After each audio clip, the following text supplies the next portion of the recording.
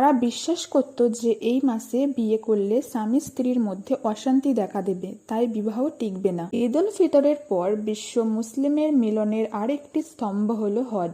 শাওয়াল মাসের বিশেষত্ব হলো পবিত্র রমজান মাসে আমরা যে কল্যাণে অভ্যস্ত হয়েছি, শাওয়াল মাস সেই আধ্যাত্মিক শুদ্ধির নতুন জীবন বা নবায়কে বোঝায়। আসসালামু আলাইকুম ওয়া রাহমাতুল্লাহি ওয়া বারাকাতুহু। আজকের আলোচনা শাওয়াল মাসের বিশেষত্ব নিয়ে। ভিডিওটি সম্পূর্ণ দেখবেন এবং নতুন হলে সাবস্ক্রাইব করে পাশে থাকবেন। শাওয়াল মাসের অর্থ হলো উত্তোলন করা বা বহন করা। শাওয়াল হলো ইসলামিক ক্যালেন্ডারের দশম মাস।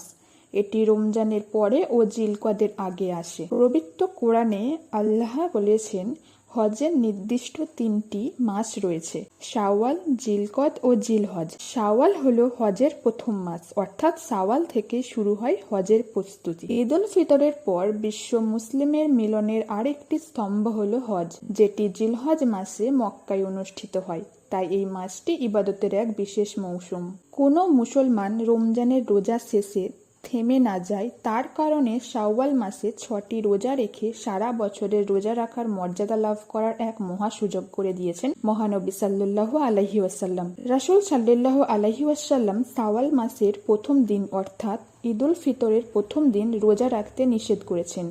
এই একটি দিন বাদে যে কোনো দিনেই এই 6টি রোজা রাখা যায়। আপনারা হয়তো জানেন, আরবি প্রতি মাসের চাঁদের 13, 14 ও 15 তারিখকে আইয়ামে বীজ বলা হয়। শাওয়াল মাসে নফল ইবাদত হিসেবে আইয়ামে বীজের রোজাও রাখা যায়।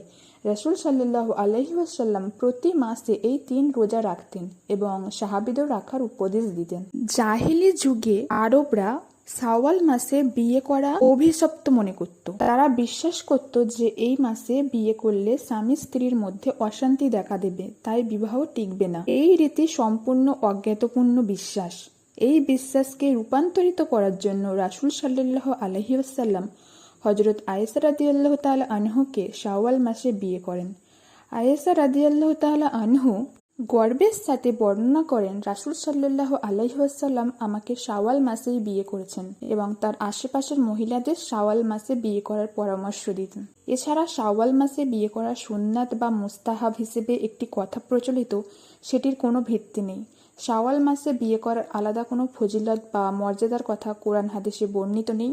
বছরের বিভিন্ন মাসেই রাসূল সাল্লাল্লাহু আলাইহি ওয়াসাল্লাম বিয়ে করেছেন। জাহিলি যুগের কুসংস্কার ভাঙতে রাসূল সাল্লাল্লাহু আলাইহি ওয়াসাল্লাম শাওয়াল মাসে বিয়ে করেছেন। তাই বছরের যে কোনো মাস, দিন বা সময়ে বিয়ে করাই সুন্নাত সম্মত। আল্লাহ তাআলা আমাদের সকলকে শাওয়ালের 6 রোজা ও অন্যান্য ফজিলত অর্জনের তৌফিক দান করুন। আমিন।